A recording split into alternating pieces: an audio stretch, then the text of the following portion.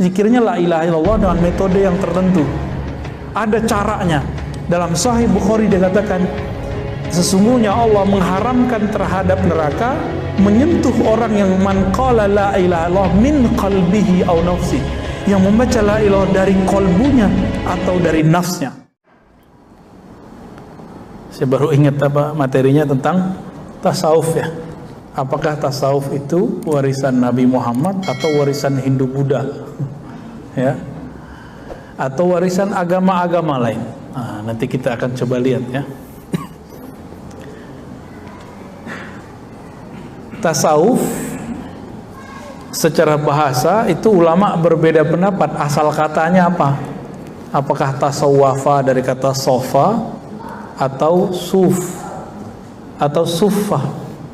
Perdebatan itu panjang, sampai beberapa tahun ini orang masih membicarakan itu. Tapi kalau membicarakan tasawuf masih pada tataran ini ketinggalan zaman. Kalau membicarakan tasawuf bukan di situ, definisinya apa. Ternyata Imam ahli hadis namanya Al-Hafiz Abu Nu'aim menulis kitab dulu. Baru denger ya, Imam ahli hadis namanya Abu Nu'aim.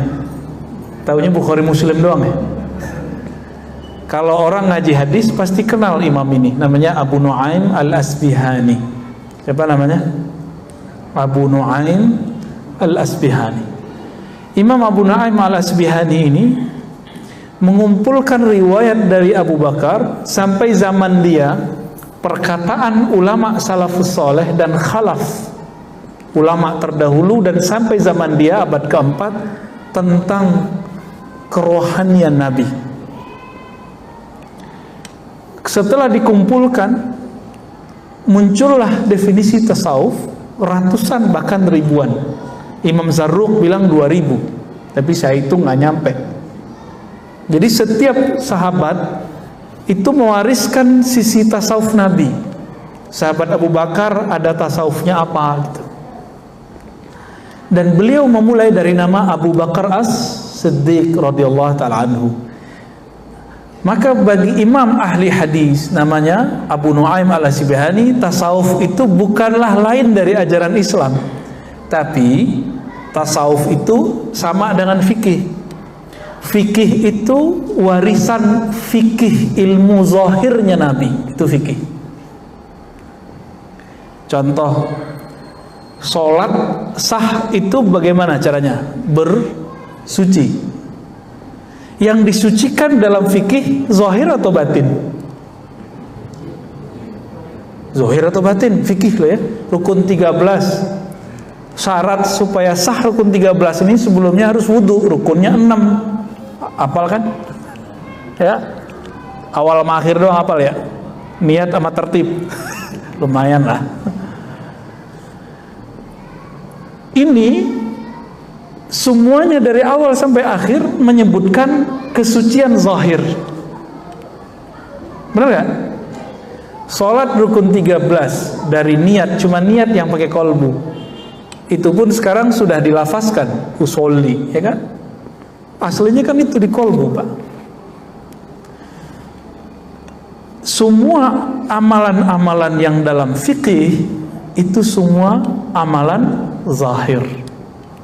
Nabi amalannya zahir saja atau ada batinnya? Ini beda dengan kebatinan ya. Batin itu artinya sisi terdalam dari manusia. Gimana? Di rukun 13 mulai dari pertama sampai nomor 13 ada nggak namanya khusyuk? Nggak ada. Adakah rasa menghinakan diri, khudu? Nggak ada. Itu di mana? Padahal Nabi ngomong nih, hadis yang sering kita dengar, sallu kama ra'aitumuni usolli, salatlah kamu seperti kamu melihat aku salat. Ahli fikih memandang dengan mata zahirnya, ahli kolbu memandang dengan mata kolbunya. Muncullah dua ilmu yang berbeda. Satu namanya ilmu fikih, yang kedua namanya ilmu tasawuf. Jadi dua hal ini berbeda tapi tidak kontra. Loh, kok sekarang ada yang mencoba membuat dua ilmu ini kontra? Yang kontra itu otaknya dia. Fikih sama tasawuf nggak kontra. Mana buktinya? Imam Zarruq, Imam Sufi, dia mursyid Thariqat Syadziliyah. Dia ahli hadis juga, Pak. Jadi dulu itu Sufi ahli hadis, itu biasa. Sekarang Sufi suka nonton film Korea. Ya, itu maksudnya saya, Pak. Kalau yang luar-luar itu mah Sufi beneran ya. Apa kata mereka? Sufi itu zindiq. Nah ya, sekarang dianggap meninggalkan syariat. Loh, tidak ada. Imam Zarruq mengatakan apa?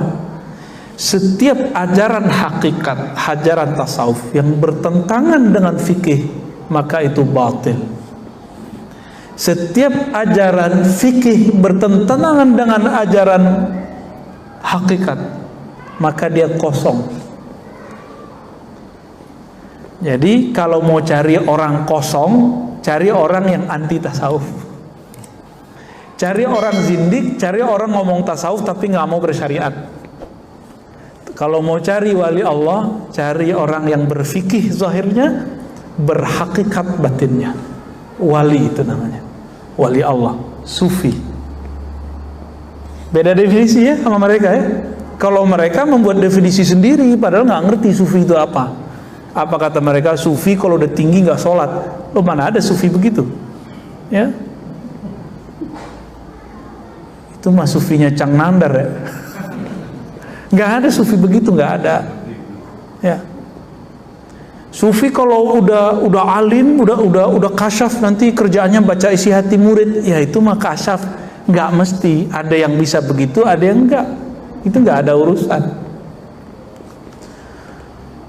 Sufi nanti bisa menghilang gitu, ya nggak ada urusan. Itu sufi itu orang yang bertasawuf, orang yang menjaga hakikat di dalam kolbunya supaya tetap terkoneksi dengan Allah Subhanahu wa Ta'ala.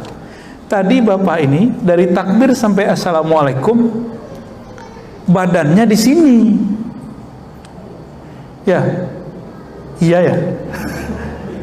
Tapi sebagian pikirannya nggak di sini. Jujur aja Pak, jujur aja, ngangguk aja udah. Saya tahu kok, karena saya juga begitu.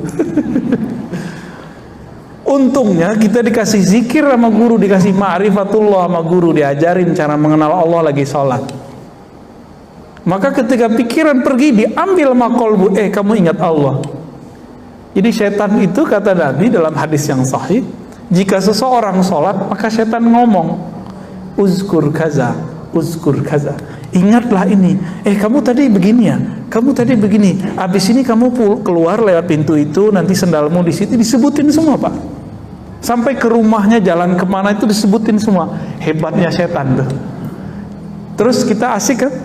Tahu-tahu udah amin, loh udah amin aja. Tuh yang senyum-senyum pengalaman sobat tuh. Tahu-tahu udah ruku gitu ya. Khusyuk apa kusut? Nah tadi pertanyaan siang tadi kita nanya gitu sama orang-orang. Khusyuk apa? Kusut. Saya yakin itu kusut. Para sufi itu mewarisi khusyuknya Nabi. Ahli fikih mewarisi rapinya zahir sholatnya Nabi. Maka seharusnya ini satu paket, zahir dan batin, jangan dipisah-pisah. Jadi kira-kira ini saya belum nyebutin hadis macam-macam, baru hadis sholat aja. Tasawuf bagian dari Islam atau bukan? Ya, bagian dari Islam atau enggak? Warisan Hindu Buddha atau apa? Emang orang Hindu Buddha ada bertorikot? Ada nggak orang Hindu Buddha zikir la ilaha illallah kencang-kencang? La ilaha illallah. Wah, Buddha dari mana? Syiah. Emang udah pernah datang ke Iran? Orang Syiah gitu zikirnya. Orang Syiah kalau zikir ya Ali, ya Husain sampai mukul-mukul badan. Kalau tarekat enggak. Dia berzikir la ilaha illallah, memukulkan kalimah itu ke dalam dirinya. Kalau orangnya suka ngerok Pak, itu zikirnya kenceng. La ilaha illallah, sampai kemudian hilang suaranya, nggak jelas. Kayak suaranya Cang Nandan kalau lagi canda. Emang dia kalau lagi canda tuh suaranya begitu. Bener ya? Bener Bang Adam. Baik. Bukan itu perwajahan tasawuf. Tasawuf itu lebih umum dari itu semua. Maka Imam Al-Junaid Al-Baghdadi mengatakan tasawuf itu banyak metodenya. Setiap nafas itu ada metodenya. Ujungnya satu, berakhlak. Akhlak itu ada kepada Allah, ada kepada makhluk. Maka siapa yang bertambah adab akhlaknya kepada Allah, adab akhlaknya kepada makhluk, itulah sufi yang sebenarnya. Ya mohon maaf kalau ada guru-guru di sini kan ngajar cuma budi pekerti, itu baru ke makhluk. Kalau ke Allah itu mesti bertasawuf. Mesti bertasawuf. Ya. Jadi tasawuf itu bukan hanya sekedar suluk-suluk. Suluk itu hanya salah satu metode dari tasawuf. Pakai tasbih itu hanya salah satu metode dari tasawuf. Tasawuf lebih umum dari itu. Masih ingat hadis Jibril? Nabi ditanya Islam, iman, ihsan. Fikih itu warisan dari al-Islam. Coba lihat rukun Islam 5. Semuanya amal zahir bukan? Syahadat, sholat zahir, puasa zahir, zakat di luar zahir kita malah, ya. Haji zahir nggak? Bapak haji pakai perasaan atau pakai badan? Saya mau ke Mekah nih, cing, bisa begitu nggak? Nggak bisa Pak, mesti pakai badan. Saya mau zakat pakai hati, bisa nggak? Ustadz, saya cukup puasa lidah, puasa lisan, bisa nggak? Nggak bisa. Mesti puasanya lahir batin. Karena ini lahir, turunlah namanya hukumnya, hukum fikih. Maka kalau belajar hukum yang ada di rukun Islam nggak lewat fikih, nggak sah fikihnya. Nanti bisa aneh. Muncullah di Jawa Timur dulu orang kalau sholat, dia sholat selalu pakai sendal. Karena dia baca hadis, Sallu ala ni'alikum. Sholatlah kamu pakai sendal, pakai tarompa, ya, benar namanya gitu. Itu mereka pakai sendal Pak. Jadi aneh nggak? Kenapa nggak belajar fikih belajar hukum Islam lewat fikih? Sama, ada orang ingin mengenal Allah, merasakan khusyuk, tapi nggak lewat tasawuf. Muncullah, mohon maaf, buku-buku cara sholat khusyuk, tapi isinya nggak ada yang menyentuh. Isinya cuma sampai perenungan, merenungi makna, memahami teks, sampai di situ doang. Nggak ada yang betul-betul khusyuk yang Nabi maksud, itu nggak nyampe. Tanya semua ustadz hari ini, hampir semua mengatakan khusyuk itu memahami bacaan. Mampus Bapak yang nggak bisa bahasa Arab. Ya, menakutkan khusyuk kalau begitu Pak. Pada berhenti sekolah, bukan berhenti sekolah, berhenti sholat. Pak, Bapak udah berapa tahun Pak sholat Pak? Dari kecil Pak ya? Udah 60 tahun? Dari dulu belajar bahasa Arab nggak? Enggak. Terus kalau ada ustadz bilang khusyuk itu harus mengerti yang dibaca, Bapak stres nggak mikirin itu? Ya, nggak mungkin itu. Orang Arab Badui itu betul mereka bisa bahasa Arab, tapi bukan berarti mereka bisa ngerti Quran Pak. Mereka sholat aja. Maka Arab Badui itu lagi sholat ada yang meludah, ada yang mainin tangan, ada yang ada cincin diputer-puter kayak anak kecil. Kalau lagi duduk dia mainin pasir. Nabi ngurusin sahabat yang begitu-gitu Pak. Jangan dikira sahabat Nabi itu semuanya seperti Abu Bakar, Umar, Utsman. Ada yang Badui. Ada datang ke masjid cuma kentut doang, pipis doang tuh ada. Itu Arab Badui. Nabi ngurusin orang begitu dan gak pernah emosi, gak pernah bilang, ente zindik, masa masjid dipipisin? Gak ada. Sekarang cuma beda Sayyidina sama gak Sayyidina, kunut sama kunut, gak kunut. Ustadznya pakai doa jamaah, gak doa jamaah, itu rame di masjid. Mana akhlak nabinya? Ya, maka ada ilmu yang ketiga. Ilmu kedua iman, ilmu ketiga namanya ihsan. Ihsan itu yang melahirkan namanya tasawuf. Di fikih ada metode ringkas belajar fikih. Bapak kalau saya suruh pelajari cara sholat, buka Al-Quran, Bisa ketemu nggak rukun 13? Nggak. Di situ ada bacaan usoli, ada nggak di Quran? Makanya mereka biar nyuci otak orang awam begini, kamu baca nih Quran hadis, nggak ada usoli gitu untuk batalin usoli. Emang nggak ada ya, dia aja nggak ada di Quran kok yang ngomong itu. Dibuka di Quran itu cuma perintah aqimus shalah, aqimis shalah, dirikanlah olehmu sekalian sholat. Cuma begitu. Cara sholat di mana? Di hadis. Oke. Sekarang buka Sahih Bukhari, Sahih Muslim. Ketemu nggak cara sholat rukun 13? Hadisnya nyampur-nyampur, Pak. Imam Bukhari nulis mawaqitus sholah, waktu-waktu sholat, satu bab besar. Habis itu kitabul azan. Habis itu baru sifatus sholatin Nabi. Bukan Albani loh ya. Sifat sholat Nabi ala Imam Bukhari itu ada. Itu. Sebelumnya, setelahnya ada tambahan, ada wudu, panjang di situ. Dan gak ketemu tuh rukun yang 6, hadisnya banyak. Oleh ahli fikih, bahan-bahan hadis-hadis ini diringkas karena mereka sayang kepada umat, supaya umat yang sibuk bekerja di siang hari, sibuk mencari penghidupan di siang hari, agar mereka kalau belajar agama mudah. Karena Nabi bersabda, yassiru wala tu'assiru, hendaklah engkau kemas agama ini dengan mudah, jangan dipersulit. Sekarang mereka mempersulit lagi, padahal Nabi suruh mudahkan. Apa kata mereka? Nggak boleh ikut imam, langsung aja ke Quran dan Sunnah. Kan mampus tar murid-muridnya. Dicari di situ bab niat, di mana ada bab niat, Pak? Bapak lihat di Quran nggak ada bab niat di sini, nggak ada, Pak. Surat Al-Maidah ayat 6 tentang wudu, nggak ada bab niat di situ. Tapi kalau ahli fikih baca, ketemu dia di bagian mana tersiratnya kata niat. Dibaca hadis tentang niat umum, innamal a'malu bin niat. Tapi kenapa hadis ini dijadikan bahan nomor pertama setiap amalan? Rukun sholat, rukun puasa, rukun haji, pertama pasti niat, ya kan? Padahal tidak ada tuh di ayat puasa, kutiba alaikumusiyam, mana niatnya di situ? Ketemu di hadis, Nabi nggak bilang niat. Nabi mengatakan malam yubayyit lailan fala siyamalah. Siapa yang tidak tabyid, tabyid itu artinya secara harfiah bayyata yubayyitu, menetapkan, menginapkan, macam-macam ini artinya ya. Ulama kita mengartikan meniatkan.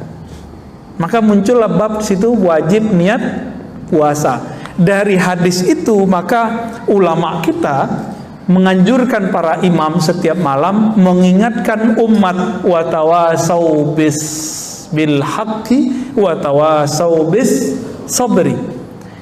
Tapi sama kawan kita dibid'ahkan lagi, ya enggak? Kan repot begitu. Padahal ini memudahkan umat. Seperti dulu Umar memudahkan umat, Imam Syafi'i memudahkan umat, dan itu berkembang terus sampai akhir zaman. Jadi kira-kira kalau kita kembali lagi langsung ke Quran dan Sunnah, itu cara sholatnya nanti jadi amburadur nggak? Pasti amburadur, Pak. Nah, cara belajar fikih itu lewat mazhab. Lalu cara belajar tasawuf pakai apa? Ada namanya metode juga, disebut thariqah. Nah, thariqah ini ada yang formal, ada yang tidak formal. Yang formal tuh seperti thariqah Naqsyabandiyah, tarekat Syaziliyah, tarekat Qadiriyah, itu formal. Formal tuh gini, kayak sekolah, ada pimpinannya namanya mursyid, ada asisten gurunya namanya khalifah, muqaddam, wakil talqin, ada muridnya namanya salik, ada tempat sekolahnya namanya surau atau tempat khalwat, zawiyah, ribat. Apalagi ada kurikulumnya, maka zikirnya dimulai dari A sampai ke apa gitu. Ya kayak sekolah. Saya mau tanya nih yang sekolah di pesantren, Nabi dulu ngajarin sahabat pakai kitab nggak? Selain Al-Quran, dimulai dari kitab Toharoh nggak? Bab bersuci gitu nggak? Nggak ada. Bid'ah nggak tuh? Kalau ahli fikih boleh buat begitu, kenapa ahli tarekat nggak boleh buat kurikulum zikir? Kok nggak boleh? Nah, maka kalau ahli fikih nggak ngerti ilmu tarekat, nanya dulu, gitu, ya. Maka bapak saudara ikhwan akhwat fillah, apakah tasawuf itu ajaran dari Nabi? Sudah terjawab, itu ajaran dari Nabi. Namun nanti metodenya disusun oleh para ulama sebagaimana ilmu fikih disusun oleh para ulama. Langsung saja ke Quran dan Sunnah. Kita tanya, Quran ini yang nyusun siapa? Ulama sahabat, siapa namanya? Utsman. Ini mushafnya Utsman itu beda loh dengan Ibnu Mas'ud. Beda tipis. Beda lagi dengan mushaf Ibnu Abbas. Ibnu Abbas surat Al-Bara'ah, surat Taubah ada bismillahnya. Tapi suratnya sama. Suratnya susunannya beda-beda, Pak. Ada mushaf Ali. Itu dimulai dari ayat pertama turun, terakhir adalah ayat terakhir turun. Tapi nggak ada sekarang. Semuanya mereka serahkan kepada Sayyidina Utsman. Mereka udah sepakat nih biar mudah untuk zaman sekarang. Jadi kalau kembali ke Al-Quran itu sama dengan kembali ke ulama sahabat. Quran zaman Utsman udah pernah lihat belum? Belum. Saya pernah lihat, Pak. Quran mushaf namanya Masahif Utsmani. Bukan mushaf, masahif. Masahif artinya mushaf-mushaf. Ternyata beliau dulu menyalin 6 mushaf dan itu udah paling keren di zamannya. Yang agama-agama lain juga belum pernah. Dikirim satu untuk beliau. Berarti 5 keluar, satu untuk beliau. Salah satunya itu oleh Timur Leng, orang Uzbekistan. Disalin, kalau sekarang fotokopi, kalau dulu kan nggak ada mesin fotokopi, dikumpulkan ahli kaligrafi, khattat istilahnya, disalin semua. Saya baru lihat, oh begini model salinannya, sedikit beda-beda dikit dengan yang aslinya, hampir sama, nggak ada titiknya, Pak, nggak ada barisnya. Terus yang ngasih baris siapa? Yang ngaris harokat siapa? Tasdid siapa? Titik siapa? Ayo siapa yang ngasih? Ulama. Katanya nggak boleh ikut ulama, langsung aja ke Quran dan Sunnah. Kayak istiqomah ini ya. Hah? Iya, temannya Bapak. Iya, jenggotnya sama, Pak. Ya, tapi itu jenggotnya tawadu, Pak. Mancing-mancing dia. Gak boleh Cang Nangdar. Kata mereka apa? Langsung ke Quran. Quran ini yang menyempurnakan cara bacanya ulama. Bacaannya sama. Jadi kalau Utsman bin Affan baca, kita baca Quran kita begini nih, lengkap nih. Banyak awan-awannya kan? Ya kan? Ada baris-barisnya. Itu bunyinya sama dengan Utsman. Kalau dia baca Quran, kita dia nggak ngerti, Pak. Sama seperti kita nggak ngerti baca Quran Utsman, tapi teksnya sama, cara bacanya beda karena Utsman belum dikasih tahu cara harokat ini. Seperti kita nggak dikasih tahu model dulu yang tidak ada titik, koma, segala macam. Kita beruntung, Pak, hidup sekarang. Kalau hidup zaman dulu, Bapak ini harus hafal Quran semua. Ini cukup imam kita aja ngapal kan? Ini udah mau Ramadan, imam kita mulai murojaah nih, daripada al-hakum mutakasur mulu.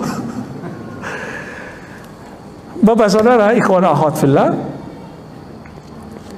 maka ulama ahli zikir yang mewarisi rohani Nabi, mereka mulai membuat kurikulum. Kurikulum pertama masuk tasawuf adalah taubat. Taubat itu kalau dibuat ke belakangnya, di dalamnya ada namanya tazkiyatun nufus. Jadi tazkiyatun nufus itu sebenarnya subbab dari taubat. Taubat adalah bagian dari tasawuf. Sekarang mereka nggak mau menggunakan nama tasawuf. Pengurus masjid ikut-ikutan. takut ditinggal jamaah, Ustaz. Jamaah ikut Ustaz atau Ustaz ikut jamaah? Ini kedua kali saya nanya dalam 2 hari ini. Saya mau nanya Pak, jamaah ikut Ustaz atau Ustaz ikut jamaah? Yang benar yang mana? Oke, jadi selera kajian itu seharusnya selera si Ustaz atau selera jamaah? Tuh kan kebolak-balik. Yang kejadian hari ini selera jamaah yang dikemukakan. Ya jamaah taunya itu aja. Ya, ditawarin kita mau 11 atau 20, ya jamaah milih 11 tarawih, ya kan? Kalau ulama taunya cuma 20. Kalau ulama kalah sama jamaah, milihnya berapa? Ayo, ini gimana nih Tat? Ini mau 11 atau 20 ntar nih? Yang mikir 20. Waduh, gawat. Tapi 20 di sini ya? Belum? Bapak cari semua kitab fikih yang mu'tabar, nggak ada sholat tarawih 11. Cari aja Pak, tanggung jawab dunia akhirat. Baru belakangan muncul Imam Son'ani, ya, Albani, Mubarakfuri, baru belakangan. Nggak ada ulama terdahulu. Katanya mazhab Syafi'i. Kunut sih udah bagus. Antum udah kunut kan? Ya udah kunut ya. Kayaknya mulai terancam nih yang 11 nih, ya. Ntar ngomong lagi, Tat, aneh belum lahir udah 11 rakaat. Emang itu dalil? Sejak kapan? Saya belum lahir di masjid udah 11 rakaat, emang itu dalil? Kan enggak konsisten orang-orang ini. Banyaklah masalah kita Pak. Ini kita cuci-cuci, bongkar-bongkar ini, ya. Siap dibongkar? Hah? Bongkar. Mari kita bongkar. Bapak saudara makar Allah, ulama ahli rohani ini karena dia mengerti dalil, dia mengerti metode, dimulailah bab tadi apa? Bab taubah. Itu beda loh Pak. Ahli fikih baca astagfirullah beda dengan ahli kolbu, ahli tasawuf baca astagfirullah. Beda. Ahli fikih baca la ilaha illallah beda jika ahli kolbu baca la ilaha illallah. Dalilnya mana lagi nih? Baca la ilaha illallah aja Tat, nggak usah aneh-aneh kan gitu. Orang awam takut gila, katanya bertasawuf jadi gila. Tuh berhasil antum kecuci otaknya. Ya, itu kan yang ngomong begitu fitnatud dajjal itu. Bahwa belajar tasawuf jadi gila. Itu fitnatud dajjal itu Pak. Karena dajjal tahu orang kalau bertasawuf itu mati nggak takut, jihad langsung berani Pak orang kalau udah bertasawuf, karena nama Allah sudah terpatri di kolbunya. Jika Allah memanggil jihad yang sahih lah ya, bukan jihad-jihadan, bukan jihad jahat, jihad yang asli, itu dia akan menjawab. Tapi kalau jihadnya pakai hawa nafsu, dia nggak akan pernah menjawab. Maka dulu sahabat-sahabat nanya, wahai Rasulullah, ini kami ada yang jihad membela si fulan, membela kelompok, membela partai, membela suku, membela marwah. Apa kata Nabi? Jihad itu bukan itu. Jihad itu kamu berjuang li'ilahi kalimatillahi hiyal ulya. Hadis Sahih Muslim. Untuk mengangkat nama Allah yang tinggi. Di dirinya nama Allah belum tinggi. Bagaimana dia mau berjihad di luar? Nanti sama nasi bungkusnya kalah. Cang nangder ya. Jadi jihad-jihadnya orang hari ini, lapar aja mati jihadnya. Semangat jihadnya cuma karena amplop 50.000, 10.000, mampus dia. Tersinggung dikit di masjid, mundur. Logo nggak muncul, tengkar. Jihad apaan antum? Ya, jihad apaan itu? Itu namanya memperjuangkan kepentingan kelompok, bukan meninggikan kalimah Allah. Kalau sudah ada kalimah Allah, yang lain kecil nggak? Waladzikrullahi akbar. Sungguh menyebut nama Allah itulah yang paling besar, yang lain hilang. Maka di masjid ini nggak boleh ada bendera selain bendera Allah dan Rasulullah. Nggak ada bendera-bendera apa-apa. Tapi kalau ada orang punya bendera sholat di sini boleh nggak? Buat acara di sini boleh, jika masih sesuai dengan akidah yang ahli sunnah yang moderat. Kira-kira begitu Pak. Saya ngomong begini takut nggak Pak? Antum seneng ya? Aneh jadi tumbal ya?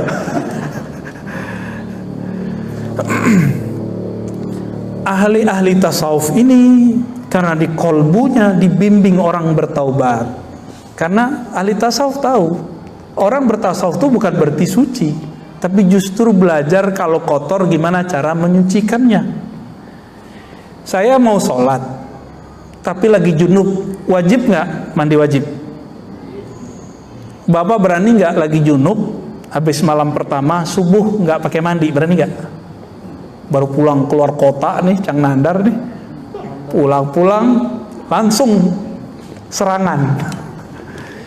Subuh berani nggak sholat tanpa mandi wajib? Nggak berani. Kenapa? Tubuh terasa kotor. Ini masjid zahir, tubuh zahir tidak berani masuk. Di kolbu kita ada tempat mengingat Allah, namanya kolbu fuad, sir. Itu wilayah di dalam kolbu. Maka Allah mengatakan sesungguhnya Dia ya'lamu sirra wa akhfa, surat Toha. Sesungguhnya Dia mengetahui sir, rahasia, dan akhfa, dan apa yang tersembunyi dalam rahasia-rahasia itu. Kalau kita masih pakai junub rohani, apa junub rohani? Lalai mengingat Allah, belum dimandikan dengan tobat, nggak bisa Pak masuk ke situ. Itulah sebabnya kenapa sholat antum tadi nggak khusyuk. Badan secara zahir sudah masuk ke masjid zahir, tapi nyawa kita belum nyasuk, belum nyambung dengan kolbu. Kenapa? Nyawa kita belum ditobatkan, nafs kita belum ditobatkan, belum bertobat dia. Jadi nggak bisa khusyuk. Jadi kalau ada orang nanya, saya nggak bisa khusyuk, udah tobat dulu zahir batin. Kalau udah bersih, baru dia bisa masuk. Dosa zahir, dosa batin. Yang paling parah dosa batin. Dosa batin itu ada yang bahaya untuk orang lain dan dirinya, ada yang bahaya cuma untuk dirinya. Untuk perkara junubnya batin namanya ghaflah, lalai, dan itu haram secara hukum hakikat. Dalam surat Al-A'raf ayat 205 di ujung ayat Allah melarang, wala takum minal ghafilin. Janganlah engkau wahai orang beriman menjadi orang yang ghafilin. Ghafilin artinya lalai. Maka secara Qur'ani lalai itu dosa. Kita bukan hanya di luar sholat, di dalam sholat aja lalai. Benar apa benar? Ya. Gimana dong Pak? Maka sholat kita ini gak bisa menghantarkan kita ke surga. Apalagi katanya as-sholatu mi'rajul mu'minin, tinggi amat kajian ente ya. Sholat itu mi'raj orang beriman. Lah junub rohaninya belum beres, mau mi'raj, kapan mi'rajnya? Melorot ada Pak. Ya, melorot iya, mi'raj enggak. Ulama tasawuf meramu, jadilah namanya thariqat formal, Naqsyabandiyah. Tadi Pak Imam di Pekanbaru konfirmasi sama kita, Ustaz, semangat Pak Imam kita karena beliau ingin merubah ya. Di kampung saya kalau ada orang thariqat suluk, orang Naqsyabandi suluk 40 hari, kalau udah nggak suluk dia nggak sholat di masjid. Ini thariqat apaan nih katanya? Loh, nggak ada urusannya sama thariqat, itu urusannya sama orangnya. Kenapa? Di tempat saya orang kalau sudah suluk rajin ke masjid. Ini salahnya di mana? Orangnya nggak diajarin kalau habis suluk ada adab setelah suluk, yaitu sholat jamaah. Orang jemaah tabligh kan diajarin Pak, ada nama bayan tangguh namanya. Nggak tahu masih sama nggak istilahnya. Orang mau pulang nih dikasih bayan itu kayak semacam mentoring sebelum pulang. Nih supaya frekuensi iman ente masih sama ketika khuruj dan setelah khuruj, dikasih. Di tarekat sekarang hilang. Saya teliti, ini jemaah tabligh ini ilmunya dari mana sih? Ternyata pendiri jemaah tabligh mursyid tarekat Naqsyabandiyah, Qadiriyah, Khistiyah, Suhrawardiyah, ahli hadis, mazhabnya Hanafi, akidahnya Maturidiyah. Maturidi ini kan sama dengan Asy'ariyah, beda tipis. Mursyid. Makanya dia buat tarekat informal ala jemaah tabligh. Kebaca sama Syekh Albani, apa kata Syekh Albani? JT, jemaah tabligh adalah sufi gaya baru. Jadi mereka musuhin JT juga, Pak. Bapak tiba-tiba musuhin JT juga, kan repot. Banyak di masjid-masjid kampung musir karena masyarakat ini nggak ngerti jemaah tabligh ini sebenarnya sama dengan dia. Cuma mungkin risih sebagian orang nggak ngerti pakaian begitu itu kan biasa. Cuma kalau dia masuk ke kampung tertentu, orang kampung itu belum biasa, Pak, pakai baju-baju begitu. Ya kita maklumilah ya. Jadi kalau ada jemaah tabligh yang disuruh usir, ya salah antum, nggak taaruf duluan. Taaruf duluan. Ya. Baik. Udah jam 7:30, Pak. Apakah tasawuf tarekat itu masih bagian dari Islam? Ya emang itulah spiritnya Islam. Spiritnya Islam di situ. Sholat itu raga, tasawuf itu nyawanya sholat. Kalau sholat tanpa pakai tasawuf itu sama kayak orang punya badan tapi nggak ada nyawanya. Namanya apa? Bangkai. Itulah kata Imam Athaillah, amalmu itu seperti badan. Ikhlas yang diajarkan di tasawuf itu ibarat ruh yang ada di dalamnya. Ikhlas tuh nggak bisa pakai ngomong, Pak. Ikhlas tuh nanti dipraktekin, nih zikirnya supaya ikhlas. Ada zikirnya. Zikirnya la ilaha illallah dengan metode yang tertentu. Ada caranya. Dalam Sahih Bukhari dikatakan, sesungguhnya Allah mengharamkan terhadap neraka menyentuh orang yang man qala la ilaha illallah min qalbihi aw nafsi, yang membaca la ilaha dari kolbunya atau dari nafsnya. Ini dua tingkat ini. Kalau versi ahli hadis ini dikatakan ragu, tapi kalau versi ahli zikir ini tingkatan. Ada orang baca la ilaha pakai kolbunya, ada yang pakai jiwanya, hasilnya beda. Kalau pakai jiwa jingkrak-jingkrak Pak jadinya. Kalau pakai kolbu bisa nangis. Itu bedanya ya. Udah azan? Kita cukupkan? Kita skip dulu. Semoga Allah meridhai kita semua dan menjadikan kita pewaris zahir ilmunya Nabi dan batin ilmunya Nabi. Amin ya rabbal alamin. Wassallallahu ala Muhammad. Assalamualaikum warahmatullahi wabarakatuh.